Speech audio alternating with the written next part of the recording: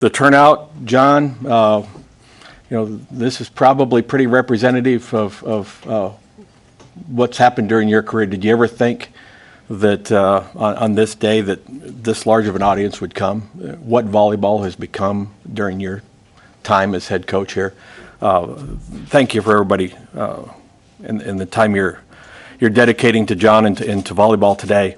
It's not lost on me that 7 days ago at 10 a.m. last Thursday, John came into my office and sat down and said, "It's time. We need to talk about the transition plan." And so the last week in trying to execute that transition plan that was crafted in that meeting, been very emotional for a lot of people.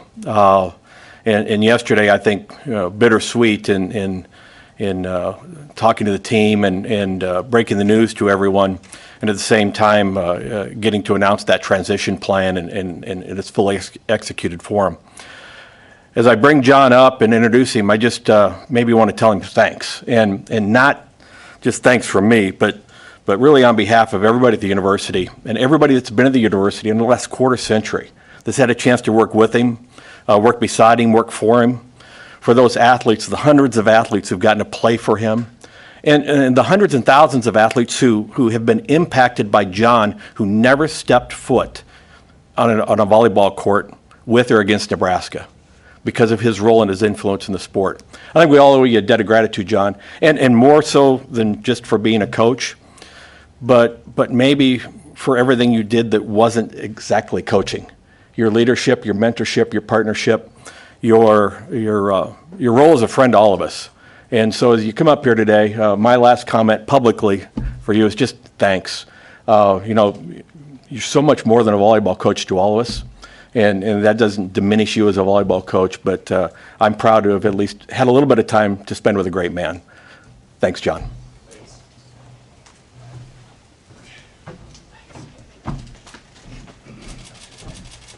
Well, Nate really didn't tell me what to do on this because I haven't done one of these before, but I'm a little late. Apologize. I was speaking to landscapers this morning over at Innovation Campus, which I had scheduled, but we forgot about it. I got to start off by first, I've been thinking about this sharing this with you because I always have to have something for Tom Chattel. And Neil Young, I think, is one of the greatest musicians ever, and there's a song that I've listened to for 30 years from him, and he talks about it's better to burn out than fade out.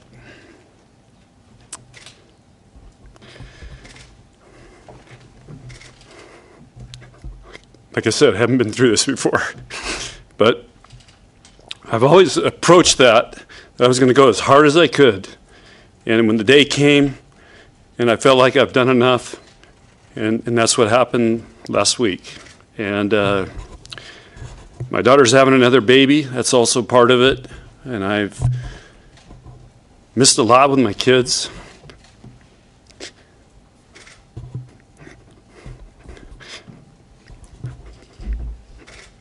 Sorry. But I want to be there for those grandkids. Also, Coach Pettit left this program in a great spot for me, and I feel like Nebraska Volleyball is in the best spot it's ever been since I've been here with our team. And I'm talking about our team's going to be a great team. They have a chance to be a great team. But this team, just to give you an example, I met with him yesterday. Troy talked to him, did an amazing job. Of course, there's emotion. Sports. That's what you want. The first thing they did, they go, "We need 5 minutes." They went and met, and they started talking about how they're going to support Dani. To me, that validated it all. So I feel really good about putting Dani in a position to keep this program going. And we've learned lessons here since I've been here in the last 25 years, how it can go bad. And we got to do everything we can to keep Nebraska volleyball going. And Dani's, she's the right person. So I feel really good about handing this over. And and it feels like it's the right time. I want to, for Dani, she's done one of the greatest turnarounds in the history of college volleyball. 8 years, she's been to 3 Final Fours, played for 2 national championships, in a program that was a mess. And the fact that she coached here, and I don't know if you guys know this, but she also played here, won a national championship. And when she said she wanted to go into coaching, I said, Dani, you got to go away from here. And she went to some tough programs, Louisville, Tennessee. I can remember there's one other one. And then she came back here to coach, and we won another national championship. And then she's gone on to Louisville. She bleeds Husker. The other thing I want to point out is Coach Osborne went 25 years. He's been my greatest mentor. And I went 25 years. So I called him the night before, or 2 nights ago, to thank him.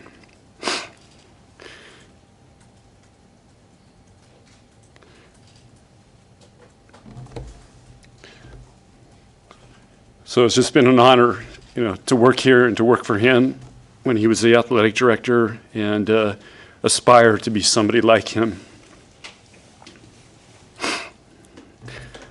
I also want to tell you, when you interview Dani, a story I told the team yesterday.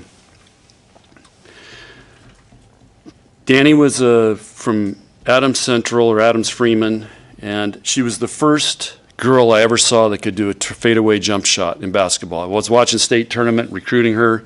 She's doing jump shots. And I'm thinking, wow, this is an athlete. So we tried to make her a setter, because she was a softball pitcher, so she didn't have very good arm swing to hit. And great softball pitcher. She was thinking about playing softball in college. And so we recruited her as a setter, and for 3 years she set. In 2005, we set for the played for the national championship. She was a setter in a 6-2 system, and we lost to Washington. And I knew we had to make a change and go back to a 5-1, so I called her in January, and I brought her in the office, and I said, Dani, we're going to move you to libero. She looked at me. She said, I don't know if it's an adjective. Amy helped me out, adjective, pronoun, noun, but it was kind of like started with an F and a Y, and left my office. I didn't see her for 3 days. I finally called her mom on the 3rd day. And I said, Bonnie, had a bad meeting with Dani. She wasn't happy. I don't know where she is. I haven't seen her. Nobody's talked to her. She goes, she'll be in your office later today. So I'm thinking she's coming in to quit. And again, there's no portal back then, so you didn't worry too much about transferring. And she comes in with a letter.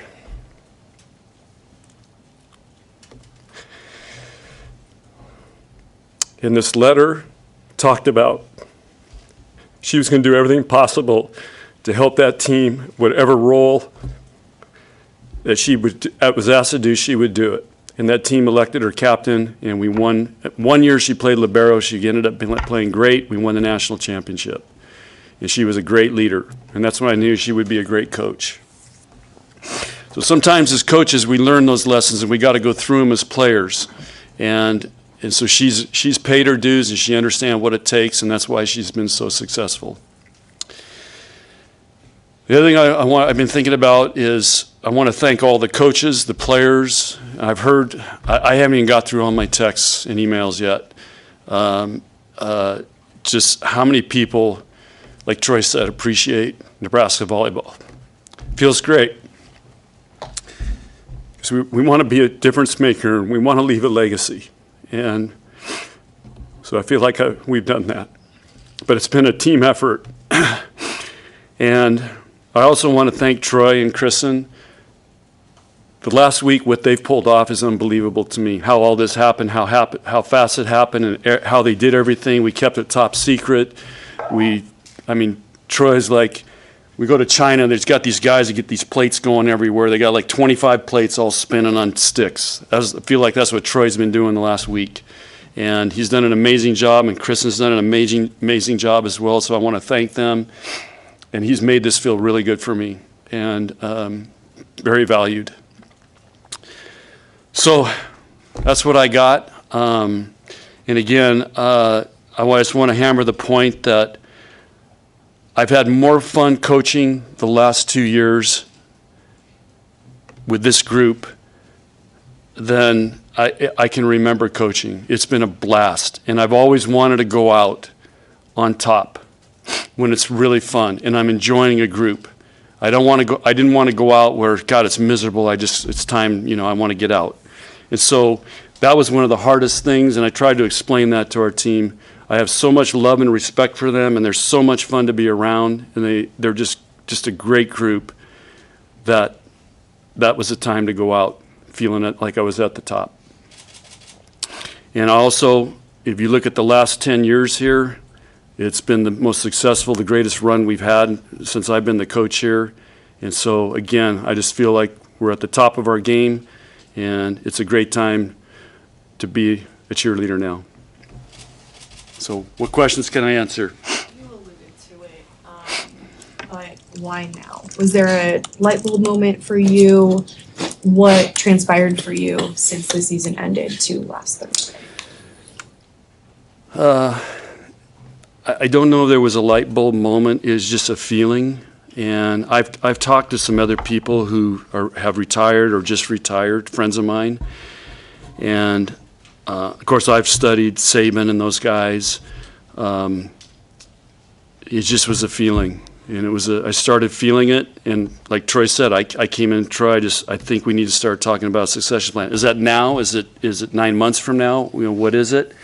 And just as we started moving through it and talking to Dani, it just felt like now was the right time for her, for me, and for the program and the team. I want to give her the best shot and the best runway going into this season. And so I think that was the biggest part. But there wasn't a moment. It was just a feeling that started happening. And it was hard to work through. I mean, I've had a knot in my stomach for weeks. But like I told you all the things, I just feel really good where our program's at and where our team's at. It's a feeling of accomplishment, and I'm content.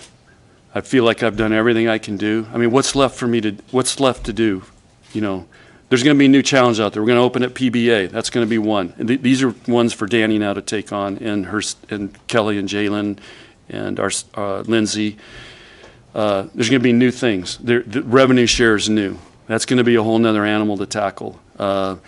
I think the Big Ten, there could be some type of tournament. So there's just going to be a lot of new things, and I just think I've done everything. The only thing left to do was to continue to try to win more games. And so I just felt like it's time to make that change now, and it was a feeling, and it's a freeing feeling, and it's am I going to miss it? Hell yeah. Yeah, I'm going to miss it. But I'm going to be the biggest cheerleader. Hey, John, through the last couple of years, what were your conversations like with Dani, and how did they evolve to get to the point where they were in the last week? Well, this all really started, and I can't remember how many years it goes, but Dani and I always, whenever we go recruiting and we're in the same recruiting place, we always pick a really nice place to go to dinner. She always dresses up. I'm just wearing this, and we just visit. And it was a few years ago when she was got a new contract. She said, I put in there, I have a non-buyout clause with Nebraska. And I said, so that means you want to come back? And she said, yeah. And so that's kind of where it started. So that was it. And it's just, but she planted that seed, and I knew that was her dream, and I called her after Christmas. I don't remember when, but I just said, Dani, this is how I'm feeling. What are you thinking? And so we just started talking a little bit about it. And of course, it's Troy's decision, and he had never really met Dani. So all I did was say, I think this is who should be the next coach here. And then I think if you ask Troy, I think Dani did a hell of a job convincing him of that. Dani was in town over the weekend. One, did you go anywhere nice for dinner to talk? But maybe was that strategic that she was in town and we all just thought she was here for love? She was planning on coming in. Like I said, this all just really worked out. It was like, I don't want to say divine intervention. It just, things started. As a coach, you're looking for signs and you're looking for things, and it just started all clicking. She happened to be coming to Lincoln. Troy was in town. She came to see her players. I went to the first pro match that I've been to because they invited me to come up there. So it just all started happening. So we made it happen, and we were able to fool Kelly and Jalen. They didn't know, so that was the biggest win. So, and Lindsay. So it was kind of top secret type stuff, which is kind of fun. But Amy, I want to finish answering your question because you look for signs, and on Monday morning, it's today Thursday, Monday morning I was in Ord, Nebraska. And I was there doing a visit to put our spring match there. And they asked me to go over to the Grandview Old People's Home is the best way I can describe it. So I went over and talked to the people that live in Ord, Nebraska. They were super fired up. They're all wearing red. And so and these women are telling me about playing volleyball in the Sandhills in the 50s. It was awesome. And I said, well, how many were on a side? They couldn't remember. But they did remember you could hit the ball twice and it wasn't you wouldn't lose the point. You could actually hit the ball, set yourself and hit it. That was one of the things they said it was in the rules. As I'm walking out, there's this old man, has to be in his 90s. He's on a cane, and he's hunched over like this, and I'm walking out the door. He never said a word the whole time, and he goes, Coach, who's going to be the next coach at Nebraska? And I said, that's a decision for our athletic director. And he goes, it's going to be the Louisville girl. And I had one of my cowboy friends with me. He goes, wow, what was that? And I just feel like there was a sign. How did he know?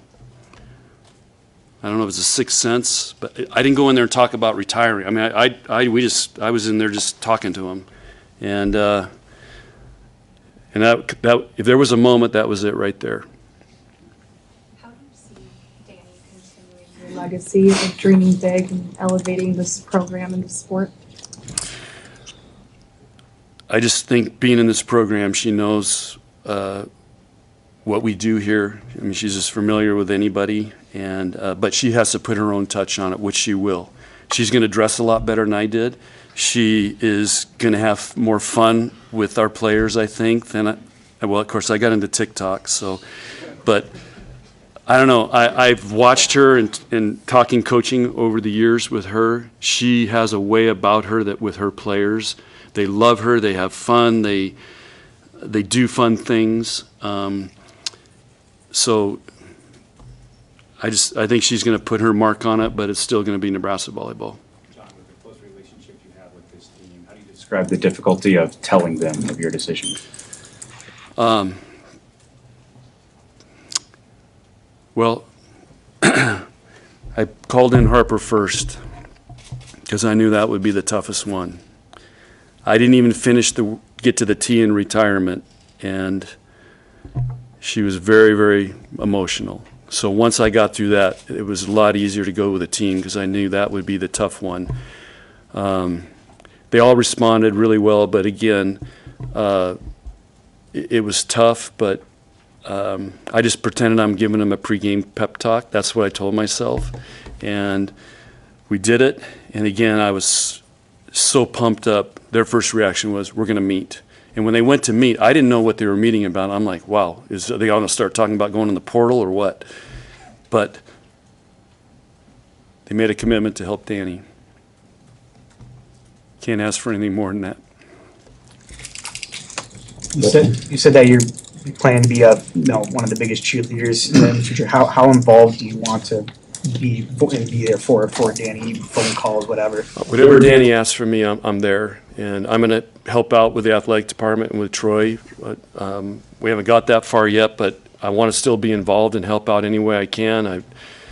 If they need me to coach linebackers, I'll do that.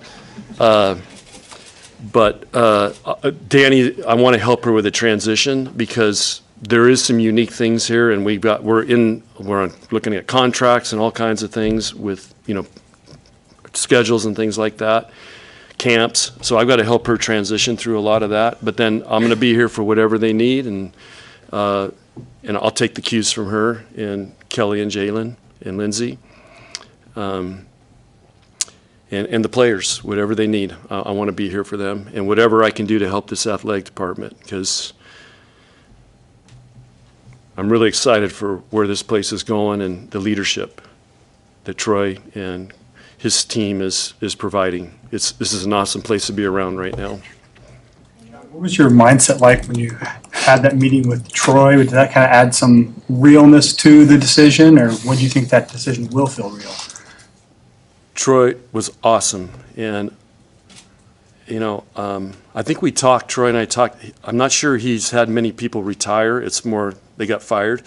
So he was awesome in leading me through it and talking me through it, and it just because I didn't know what to expect and I didn't know how I would feel, but he was. If there's a mentorship right there, it was he took the lead and talked me. We worked it through it, and. The other thing is he kept checking on me every day. First thing in the morning, Coach, how you doing? How you feeling? And as we're working through it. And so, again, he did an amazing job. Coach, of all the hundreds of players you've coached in your career, besides thanking them, what's maybe the one message you hope they take with them, or one life lesson they take with them as they go about their lives? Dream big here, and that's what's so cool. And again, I should get a shout out to Bill Byrne, who gave me the opportunity. And I remember this, our first meeting, it was like 2 minutes. He goes, John, I'm never going to, you ask me for anything, you tell me anything you need, I'm never going to tell you no. We may not be able to get it done, but I'm never going to tell you no. And right there was the permission. He gave me the keys to dream big. And again, if you could look at our first year, I took a team to China. No team had ever been to China. And, we could do a documentary on that trip, but that was the first international trip Nebraska ever went on, and we were the first college team ever going to, at the time, was communist China. How important was it for you to have Jalen and Kelly and Lindsay stay on this staff, and how much is that going to help with the transition with Dani? Well, it's Dani's call, but she knows these guys really, really well. She's been working with Jalen on USA teams and camps, so I think it was just a natural thing, and it's going to keep consistency with our team and what we're doing, and allow Dani to really work on not having to work on the day-to-day things right now and figure all that out. Just think if she's bringing in a whole new staff, they don't know anything, man, that would be a big hill to start climbing. So this is going to be a great transition for her and allow her to hit the ground running. And again, they know each other. Kelly, where's Kelly? 2 years ago, Kelly, was it when you went down and watched Louisville train in the spring? Kelly, wherever you are? Yeah. So Kelly got in a car. Where were you guys? You got in a car with Dani and their staff and drove to Louisville. Yeah. So that's how comfortable they are. So it was an easy transition. Has this hit you yet, or are you still? You know how to dig. I have been feeling great, and I'm going to be honest, when I pulled up in the parking lot here, I lost it. They hit me. Thanks for asking that. I do want to say one other thing, and because this will come up at some point. What's your greatest accomplishment? What's the highlight of this thing? Was it winning a national championship, the stadium match? I've thought a lot about it, and it always comes back to this. I get to hire or hand off this program to a former player, somebody from Nebraska, hiring Kelly Hunter to come here and coach. To me, this is the greatest accomplishment is somebody who's played here gets to be the head coach here.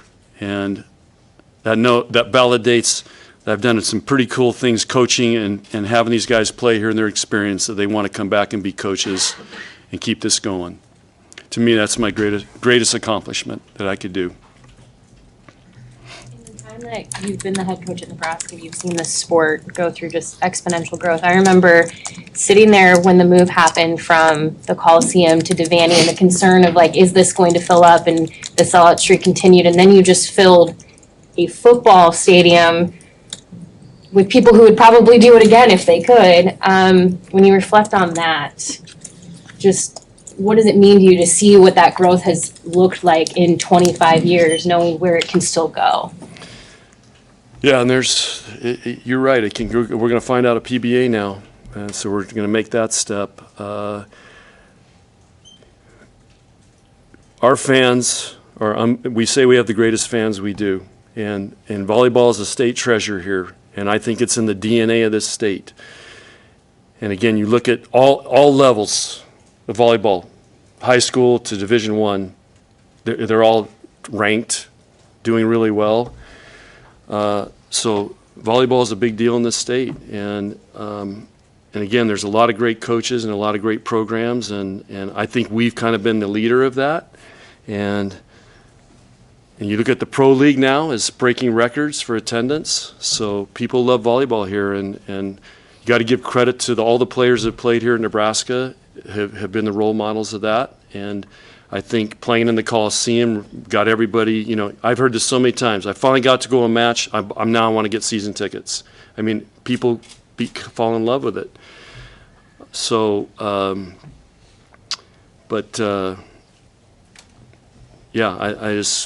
it's going to keep going. And we have a huge waiting list for tickets. So we probably need to put more seats in Devaney somehow. John, you had a transfer recruit come in the last week too. Was there any discussion with her about any possible transition, or how'd you kind of handle that situation? This is unbelievable. Okay, so Allie, okay, I can't talk about her now. Hang on, sorry. So, but I'm going to tell you the story. This recruit you're referring to, I actually called her last night. She just didn't even say anything. She just started sobbing. And so this is how it went. So she goes in the portal. The first call is from Kansas, Ray Bichard. She goes and visits. He retires the next day. In the meantime, or maybe it was a couple days later, in the meantime, she goes to Oregon and visits, comes home from Oregon, and her last visit is going to come to Nebraska. She's waiting till we start school. Matt Ulmer goes to Kansas. Okay, she comes here, likes it here.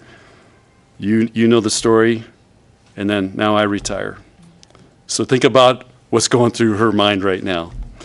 So pretty incredible story, but she's good. Is there a moment where Dani accomplished something at Louisville that convinced you that she would probably get your endorsement? Yeah, the first one was when they beat Texas in the NCAA tournament. Then they played for a national championship, and then this year was which put it over the top. And I shared this with Troy. When you're hosting a Final Four, and it's really hard to get there. There's so much pressure to get there because you feel like you're going to let down all your fans if you don't get there. And every time we've hosted, all you hear is, "Hey, I got my tickets. See you in Omaha. See you there. You better be there. I got my tickets." You just hear that constantly, and you have a lot of pressure that you feel to get there. And to do that is really, really hard. And they did it this year, and they possibly could have won the national championship if DeBeer didn't get hurt. It was just a really tough break. So to me, she proved it. For your 25 years here, everything you've learned, what's the one main piece of advice you would pass on to Dani? When she's struggling or succeeding? Well, that's a tough question. I already, we'll probably talk about that, but I'm going to tell her she's got to trust herself. she's ready. She knows what she needs to do. Just trust herself, trust her instincts, and surround herself with some great people. And that's what I tried to do here. I tried to surround myself with people who could help me from all different walks of life. And again, Coach Osborne, when he was here, was unbelievable. And there's been other people in the community and the state that I've surrounded myself with to help me be the best I could be and challenge me. Time for a few more questions? People are talking about your impact on women's sport and not just volleyball. How does that make you feel as a coach and a dad and a grandpa? Really good, because when you're in the grind and you're coaching, you're not really thinking about the big picture all the time. And I know our stadium match changed women's sports, and it was the second biggest thing probably ever happened besides the soccer team winning way back when they won the World Cup or the Olympics, whatever it was. And so we've had a major impact on that. And again, I told our team when I first got here, we were over in the Coliseum, and they had one toilet and a pipe coming out. That was no shower head. That was the shower. And to see where we are now, where our players are going to be getting paid, and we've sold out every match since 2001. And again, I got to give credit to our fans. I challenged them in 2001 to, hey, can we start a sellout streak? And here we go. We're at 300 and something. A few more years, we'll catch football. When you started at Francis Parker, could you have imagined No. anything like this? No, not at all. I couldn't wait till I could go back and coach football. That's all I was thinking. When the hell can I get out of here and coach football? But yeah, life took me on a different path, and we started winning, and I saw what it did to the school, because it was new, and it was women's sports, and it just unified the school. We went to the state championship the second year, so they get on all the buses and go up to LA where the state championship was. And I just saw people. It was like here, the people all of a sudden were packing the gym for a women's volleyball team, and so I saw that. And but no, I never thought this would ever happen, or I would move to Nebraska. When did you know that volleyball was going to be the path for you as opposed to football? Probably after about 4 years of teaching, Wendy told me I should go get my master's degree. And I went to San Diego State. There was 2 professors that were world class, worked with Olympians, and I got it. They didn't call it sports psychology then, but now it would be called sports psychology. And we started doing research projects with my volleyball team, and I started a club team, and we started doing research projects, and that's when I became really into it. And I did a master's thesis on one of my club teams. And ironically, the University of San Diego coach was on that team, and she's done a great job, went to the Final Four 2 years ago. And so you just never know when you're making an impact on somebody. But I think that's when I thought, this is pretty cool, and I really got into it. John, of all your career highlights over 25 years, what's going to be your fondest memory? Yeah, I don't know. The picture I have behind my desk is of our 2008 team with Jordan on there, and we came back and beat Washington in that regional final. And her mom couldn't get to the match. It was one of the greatest comebacks I've ever seen. That team did more with less, and that was an unbelievable. And then we came back and played Penn State in that match where they hadn't lost a set all year, and I think it's 12-11 in the 5th. So probably that week that's why I have the picture behind my desk. Are you looking forward to spending some more time with the horses as opposed to club tournaments or the minutia of being a coach? I brought my cowboy hat. So I want to get a picture with an interview with my cowboy hat on for my cowboy friends. But I don't know if you guys know this, but we're actually putting on a John Cook roping classic April 12th and 13th out at Sandhills Global. It's going to be a great event. It's going to be one for my level and one for the pros. And it's going to be a blast. And we're selling tickets. We're going to raise money for UNL Rodeo Scholarship, and we're doing a whole kids Saturdays, all kids roping and kids clinic, and being with those young kids, and then Sundays when they're roping for money. And again, we're going to give it to the scholarship. UNL Rodeo team's going to be there to help, and there's going to be ropers coming in from all over, Texas, Oklahoma, Wyoming. These guys, the big guys are coming in. Would you say to the players to calm them down and make them feel good about this transition? Well, we just met, and they did their thing, and right away Dani got on a FaceTime with them, and then she'll be meet with them this afternoon. So some of them came up to my office and shared some thoughts, which were all great, more just thank yous, and several of them have sent me texts sharing their feelings, which it's great. So. How has coming to Nebraska maybe changed your life, made you who you are today? Dr. Gould says it best. I'm a Nebraskan by choice. So I wasn't born here, but I really feel like I'm a Nebraskan. It was by choice. But I bleed Husker, and it's the greatest thing I think that ever happened to my wife and I to move here. It was really hard because we were living in San Diego. You know, I wanted to be a teacher because I could go all summer to the beach. So that's all I wanted to do, and then coach football. And I don't know if I've ever told you guys this story, but I got offered the job. My wife was an accountant. She quit her job at Price Waterhouse. We had a pickup truck and a U-Haul. We drove all the way to Ogallala on the first night. It's August 5th. This is 1988. We pull into Ogallala.